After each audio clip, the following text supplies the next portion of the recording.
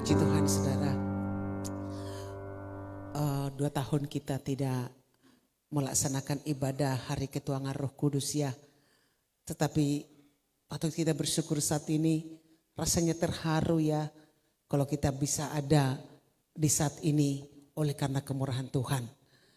Untuk pemikiran kita sekarang, supaya kita punya manfaat untuk datang pada saat ini bukan cuma doa penyembahan biasa ya. Karena pelajaran ini berseri untuk kita semua. Bagaimana orang yang hidup dipimpin Roh Kudus, itu intinya. Hidup dipimpin. Bukan cuma dipenuhi tapi mau dipimpin. Apa dampaknya? Apa yang dihadapi?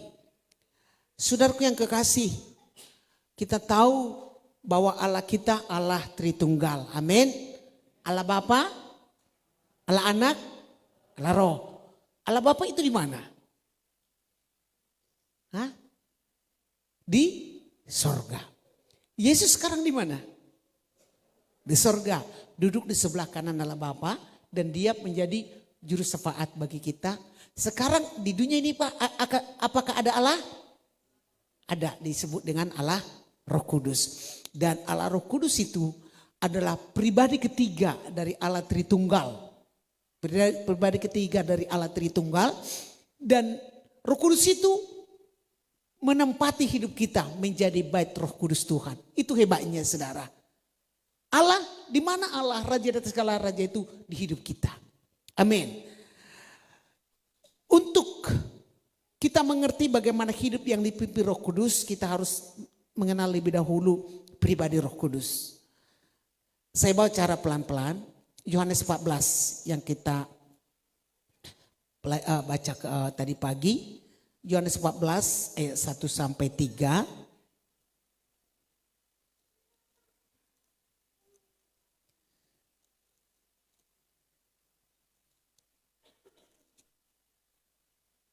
Dikatakan firman Tuhan seperti ini.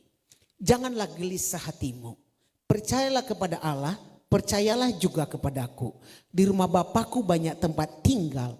Jika tidak demikian, tentu aku mengatakannya kepadamu. Sebab aku pergi ke situ untuk menyediakan tempat bagimu.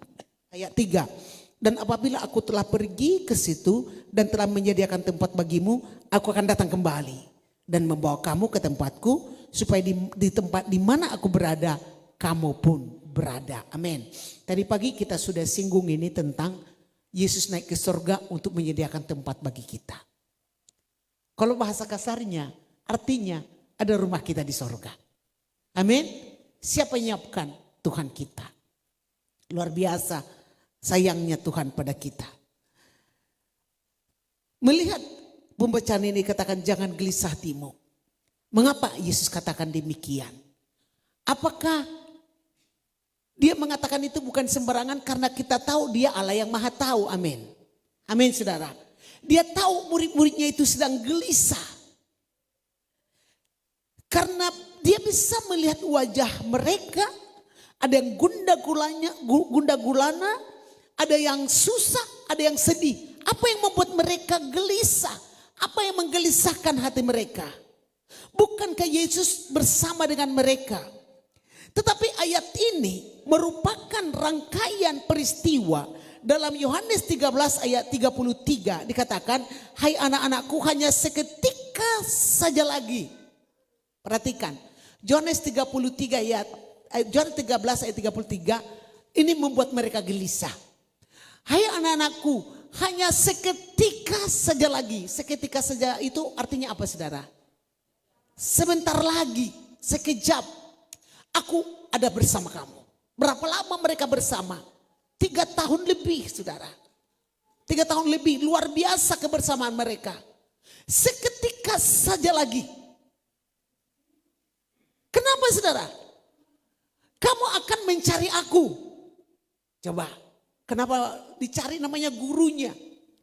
Kamu akan mencari aku. Dan seperti yang telah kukatakan kepada orang-orang Yahudi, ke tempat aku pergi tidak mungkin kamu datang. Dan waktu mereka ikut Yesus tentu mereka terkenal dong rasa aman. Makanan ada kan, banyak juga yang menyumbang pelayanan Yesus itu dengan perempuan-perempuan yang berhasil seperti yang di Lukas 8 itu. Ada istri Kusa, bendahara negara, dan ada Maria Magdalena. Tiba-tiba Yesus memberitahu bahwa akan meninggalkan mereka. Bagaimana nasib kami nanti? Telah meninggalkan semuanya. Kami telah meninggalkan semuanya, mereka gak nyangka. Itu yang membuat mereka gelisah. Lalu Petrus bertanya dalam Yohanes 13 ayat 36. Ini waktu mereka gelisah. Coba, ini pernah ditanya Petrus sebelumnya, saudara. Apa yang ditanya Yohanes 13 ayat 36? Simon Petrus berkata kepada Yesus, Tuhan, kemana engkau pergi? Jawab Yesus, ke tempat aku pergi engkau tidak dapat mengikuti aku sekarang. Tetapi kelak engkau akan mengikuti aku. Lalu ayat berikutnya, ini perkataan Petrus. Kata Petrus kepadanya, Tuhan, mengapa aku tidak dapat mengikuti engkau sekarang? Aku memberikan nyawaku bagimu. Ayat 38, jawab Yesus, nyawamu akan kau berikan bagiku, sesungguhnya aku berkata kepadamu, sebelum ayam berkokok engkau telah menyangkal aku 3 kali. Itu. Ketika Yesus berkata, aku akan meninggalkan kamu. Tapi kembali kepada Yohanes 14 ayat 5. Apa kata Thomas? Yohanes 14 ayat 5. Ini kata Thomas. Kata Thomas kepadanya, Tuhan, kami tidak tahu kemana engkau pergi. Jadi bagaimana kami tahu jalan ke situ? Dia ngomong seperti itu, saudara. Lalu ayat 8, coba ayat 8. Apa kata Filipus? Kata Filipus kepadanya, Tuhan tunjukkanlah Bapa itu kepada kami. Itu sudah cukup bagi kami. Saudara, ini yang membuat mereka tanda tanya, tinggal sesaat lagi. Lalu di dalam kegelisahannya itu, saudara, kegelisahan murid-murid, dengar ini. Kemudian Yesus mulai memperkenalkan pribadi yang lain, itu Roh Kudus. Di dalam kegelisahan itu. Lalu Yesus meyakinkan mereka dengan cara apa? Tidak ada cara lain selain mulailah Yesus memperkenalkan Roh Kudus pada mereka. Dikatakan Yohanes 14 ayat 16. Ayat 16. Mulai Yesus berkata seperti ini. Ayat Yohanes 14 ayat 15. Jikalau kamu mengasihi aku, kamu akan menuruti segala perintahku. Ayat 16. Aku akan minta kepada Bapa. Dan ia akan memberikan kepadamu seorang penolong yang lain. Supaya ia menyertai kamu selama-lamanya. Dikatakan 17, yaitu Roh kebenaran. Dunia tidak dapat menerima dia. Sebab dunia tidak melihat dia dan tidak mengenal dia. Tetapi kamu mengenal dia. Sebab ia menyertai kamu, akan diam di dalam kamu. Lalu mulai dia berkata pada murid-muridnya. Dikatakan seperti ini. Dia memperkenalkan Roh Kudus kepada murid-muridnya sebagai penolong, Parakletos. Amin, saudara. Itulah Roh Kudus bagi kita semua, penolong. Dalam kondisi apa kita ditolong? Dalam kelemahan kita, dalam ketidakberdayaan kita, ketika Roh Kudus datang menolong kita. Dia seorang pribadi, dia bukan jahat, saudara. Dikatakan, yaitu dikatakan dalam ayat 16, coba dibuka ayat 16 lagi. Aku akan minta kepada Bapa, ia akan memberikan seorang. Kata seorang itu dia adalah pribadi, cuma gak bisa dilihat oleh mata. Tapi dia bisa bicara. Saudara yang kekasih, dia seorang pribadi. Lalu hati murid bertanya, siapa dia? Kepada Yesus, kenapa harus dia? Guru, kenapa gak kamu aja ditinggal bersama kami? Kenapa harus dia, masalahnya dia tidak bisa dilihat. Jadi inilah kelemahan banyak orang Kristen.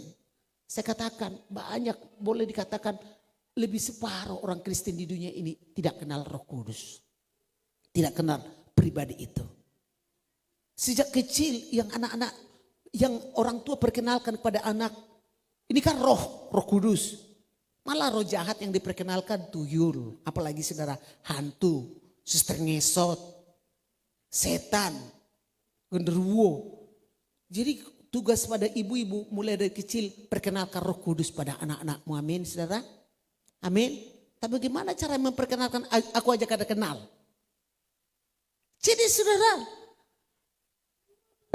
inilah yang menjadi kelemahan banyak orang Kristen, tidak tahu Roh Kudus itu. Dan di sini Yesus memperkenalkan Roh Kudus, dikatakan penolong. Bila engkau butuh pertolongan, katanya pada murid-muridnya, datang kepada Dia. Amin. Keluarga di dunia ini bisa kamu menolong? Bisa. Sekali, 2 kali, 5 kali. Kalau terus tiap hari ditolong gak mau. Tapi Roh Kudus itu senantiasa mau menolong kita. Itu yang disebut dengan Parakletos. Lalu dikatakan dalam Yohanes 14 ayat 25. Dikatakan firman Tuhan. Semuanya itu kukatakan kepadamu selagi aku berada bersama-sama dengan kamu. Tetapi penghibur yaitu Roh Kudus. Diperkenalkan lagi. Roh Kudus itu pertama penolong. Dia penghibur. Sekarang banyak orang yang stres. Apalagi dunia medsos sekarang ini. Banyak orang yang sekarang katanya sangat laku dokter psikolog. Kita pikir dia nyaman-nyaman tapi stres. Diam-diam pergi. Kita tahu ada artis yang diam-diam pergi ke psikiater. Kenapa? Orang pergi ke dunia hiburan. Menonton lawak. Bisa terpingkal-pingkal itu sebentar. Tapi ketika kita dalam masalah, ketika sedih, pergilah kepada Roh Kudus ini, kata Tuhan pada mereka. Begitu juga dengan kita. Amin. Amin saudara. Apa yang membuat kita sedih? Perlu hiburankah kita ini? Perlu dihibur? Perlu. Tapi penghibur yang sejati itu Roh Kudus di hidup kita. Itu sebabnya kita bisa tertawa di tengah badai kehidupan. Aneh kan sebenarnya, kita bisa kuat. Orang lain itu sudah bunuh diri, kita nggak putus asa saudara. Karena ada penghibur itu Roh Kudus. Maka dikatakan, Ia diutus oleh Bapa dalam namaku. Dialah yang mengajarkan segala sesuatu kepadamu. Pendidikan itu penting. Tapi lebih penting berarti Roh Kudus itu guru mengajari kita. Amin. Bagaimana Roh Kudus itu bagi ibu-ibu rumah tangga? Bingung kan? Ajari aku Roh Kudus. Jangan malu-malu. Ajari aku Roh Kudus mengelola keuangan yang ada ini. Dia mengajarkan kita. Dia mengajarkan kita berbicara. Dia mengajarkan kita mengambil keputusan. Dia mengajarkan kita hal-hal yang tidak kita ketahui. Bahkan Roh Kudus itu mengajarkan kita berdoa pada Allah Bapa. Dia mengajarkan segala sesuatu. Kalau kita mau bijaksana, datang pada Dia. Amin. Orang bijaksana kan lebih hebat daripada musuh. Dikatakan firman Tuhan. Dan dikatakan lagi saudara, ini Roh Kudus. Dan akan mengingatkan kamu akan semua yang telah kukatakan kepadamu. Dia yang mengingatkan, ini yang lebih penting lagi. Kalau kita terjebak mau melakukan apa? Sesuatu misalnya ada yang mau kita tanda tangan. Padahal itu sudah bahaya. Roh Kudus ingatkan, jangan tanda tangan. Itu Roh Kudus loh. Kalau kita mau melakukan dosa, padahal itu satu kekejian. Lalu Roh Kudus itu mengingatkan, bicara hati kita, jangan lakukan itu. Jadi kalau ada orang berkata, Tuhan bicara sama saya tadi pagi, disuruh saya sarapan makan ini. Saya rasa terlalu ini ya. Apakah Roh Kudus bisa bicara kepada kita?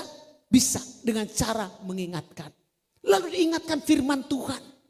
Kita sudah susah, kita sudah sakit kepala. Lalu Roh Kudus mengingatkan, ingat hati yang gembira adalah obat. Kalau kamu susah terus, terlalu mikirkan terus, kamu nanti bertigu. Pernah diingatkan di hati kita, masalahnya kita yang pura-pura tuli. Gak dengar. Itu cara dia mengingatkan. Selanjutnya saudara, ayat 25 dikatakan, semua itu kukatakan padamu selagi aku bersama-sama dengan kamu. Dan ayat 27, damai sejahtera ku tinggalkan bagimu, damai sejahtera ku berikan kepadamu. Dan apa yang ku berikan tidak seperti yang diberikan oleh dunia kepadamu. Janganlah gelisah, jangan gentar. Amin. Damai sejahtera diperkenalkan. Artinya apa yang dikerjakan Roh Kudus selalu diikuti dengan damai sejahtera. Amin. Amin saudara, gak akan ada kerusuhan itu kalau Roh Kudus bekerja. Makanya minta tanda dari Tuhan. Tuhan, sering saya kalau ini kehendakmu Tuhan, berikan aku damai sejahtera. Itu aja sudah cukup. Gak usah mulu-mulu kita minta ini yang mega-mega, enggak. Berikan aku damai sejahtera kalau memang ini kehendakmu.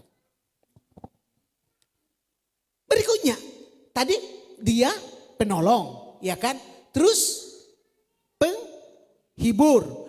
Terus Terus dia mengajar guru, dia yang mengingatkan. Dan kalau dia bekerja selalu membawa damai sejahtera. Dan masih rangkaian memperkenalkan Roh Kudus pada murid-muridnya. Yesus memperkenalkan, lalu dikatakan lagi dalam Yohanes 16. Akhirnya nanti kita besok-besok lebih cepat mengerti ya kan. Ayat 7, 16 ayat 7. Dikatakan firman Tuhan seperti itu. Namun benar yang kukatakan kepadamu. Kan masih gelisah. Bagaimana nanti kamu aja di sini, guru kami aja dalam bahaya apalagi kalau nggak ada. Lalu katakan, namun benar yang kukatakan kepadamu adalah lebih berguna bagi kamu jika aku pergi. Wow. Bingung lagi muridnya. Kenapa lebih berguna? Kami mau engkau ada di sini. Lalu ada lebih berguna bagi kamu jika aku pergi. Sebab jikalau aku tidak pergi, penghibur itu tidak datang kepadamu. Tetapi jikalau aku pergi, aku akan mengutus dia kepadamu. Dan pada hari itu, dan kalau ia datang, ia akan mengisapkan dunia akan dosa, kebenaran dan penghakiman. Akan dosa karena mereka tetap tidak percaya kepadaku. Akan kebenaran karena aku pergi kepada Bapa dan kamu tidak melihat aku lagi. Dan akan penghakiman karena penguasa dunia ini. Terus diperkenalkan. Lalu berikutnya, masih banyak hal yang harus kukatakan kepadamu. Tapi sekarang kamu belum dapat menanggungnya. Tetapi apabila ia datang, roh kebenaran. Dengar. Lalu murid-muridnya roh kebenaran. Terus. Lalu dikatakan Yesus lagi. Ia akan memimpin kamu ke dalam seluruh kebenaran. Amin. Amin saudara. Jadi tanpa Roh Kudus kita tidak mungkin hidup dalam kebenaran. Tak mungkin. Dia memimpin kamu ke dalam seluruh kebenaran. Kata firman Tuhan. Dan dikatakan sebab ia tidak akan berkata-kata dari dirinya sendiri. Tetapi segala sesuatu yang didengarnya itulah yang dikatakannya. Dan ia akan memberitakan kepadamu hal-hal yang akan datang. Ia akan memuliakan aku. Sebab ia akan memberitakan kepadamu apa yang diterimanya daripada aku. Segala sesuatu yang Bapa punya adalah aku punya. Sebab itu aku berkata, ia akan memberikan kepadamu apa yang diterimanya daripada aku. Amin. Apa yang punya Bapa? Semua harta dan jasmani, rohani semua. Dan itu juga yang diberikan pada kita. Amin saudara. Roh Kudus memimpin lebih berguna aku pergi katanya. Lebih berguna. Kenapa? Karena Roh Kudus memimpin kamu kepada seluruh kebenaran. Dan Yesus adalah kebenaran. Jadi semakin kita bergaul dengan Roh Kudus yang nampak Yesus dalam hidup kita. Yang memuliakan aku. Bagaimana kita tahu itu dari Kudus? Kalau itu mempermuliakan Tuhan. Dan dikatakan dia mengingatkan seperti yang kita dengarkan tadi. Dan itu bisa kita dengar suara Tuhan yang mengingatkan kita lewat firman-Nya. Dan orang yang dipenuhi Roh Kudus saudara dalam Yohanes 7 ayat 37. Yohanes 7 ayat 37. Dengar ini saudara. Dan pada hari terakhir yaitu pada puncak perayaan itu Yesus berdiri dan berseru. Barang siapa haus baiklah ia datang kepadaku dan minum. Barang siapa percaya kepadaku seperti yang dikatakan Roh oleh kitab suci daripadanya hatinya akan mengalir aliran air hidup. Yang dimaksudkannya ialah roh yang ada diterima oleh mereka yang percaya padanya. Sebab roh itu belum datang karena Yesus belum dimuliakan. Artinya apa? Hidup kita tidak akan pernah kering. Dengar saudara, sekali lagi saya katakan, hidup kita tidak akan pernah kering ketika kita dipimpin Roh Kudus. Akan ada aliran-aliran hidup. Artinya apa? Hidup kita tidak akan pernah stres. Hidup kita tidak akan pernah putus asa. Hidup kita tidak pernah hampa. Pernahkah kita melihat hampa hatinya? Bahkan yang kita lihat orang, hidup kita aja merasa hampa. Orang yang merasa hampa itu mau bunuh diri. Tidak peduli lagi akan hidup. Tapi orang yang dipenuhi Roh Kudus, dia akan merasa ada kesegaran terus. Tetapi itu sebabnya kita harus bersekutu dengan Tuhan. Membangun hubungan dengan dia. Dan dalam kehidupan kita, Yesus semakin dimuliakan. Amin.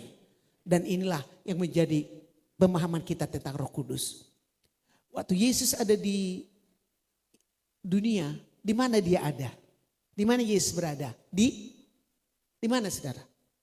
Di mana Yesus berada? Pernahkah Yesus waktu di dunia kekal puas? Hah? Ya gak pernah kan? Karena Yesus ada di sekitar Israel. Galilea, Yerusalem, Jericho. Kemana lagi? Kapernaum. Itu kota-kota Yesus. Pernah kayaknya ke Barimba? Karena suahnya. Karena dia dibatasi oleh tubuh jasmani. Tapi waktu dia naik ke sorga, Roh Kudus turun. Di sini ada dia sekarang. Di sini ada, sekarang ini ada Roh Kudus di tempat ini. Di sini saudara. Dia sedang melihat kita, dia pribadi, dia mau menjamah kita semua. Selama 10 hari di depan, kita berbicara tentang dia. Sebelum saudara datang ke gereja ini, dia sudah menunggu di sini. Pertama, dia apa? Allah itu sendiri. Kuasa, kamu akan menerima kuasa bila mana Roh Kudus turun ke atas kamu. Dia penolong, amin saudara. Siapa yang butuh pertolongan di sekarang ini? Semua kita. Dia penghibur. Waktu dia menghibur, dia angkat beban yang ada pada kita. Dia gantikan dengan keyakinan dan sukacita. Dia adalah guru yang mengajarkan kita, yang mengingatkan kita, yang memimpin kita kepada seluruh kebenaran, yang membuat kita hidup berkemenangan. Amin. Kalau kita bijaksana, siapa yang bisa membodohi kita? Kita akan lebih bijaksana dari musuh kita. Sekarang pertanyaan, bagaimana supaya dipenuhi dengan Roh Kudus itu? Bukan cuma dipenuhi, dibaptis Roh Kudus itu sekali dalam seumur hidup. Dipenuhi terus-terusan saudara. Sampai hidup kita dipimpin oleh Roh Kudus. Amin saudara. Minta pada Tuhan, penuhi aku Tuhan. Bersyukurlah, puji Tuhan. Mohon ampun pada Tuhan. Dia seperti katakan, seperti minum. Siapa yang haus datanglah kepadanya minum. Seperti Roh Kudus memenuhi kita semua. Amin saudara. Amin saudaraku. Jadi tidak harus mesti begini ada. Buka hati aja kepada Roh Kudus Tuhan. Tuhan akan memenuhi kita semua. Mari kita masuk dalam doa. Haleluya.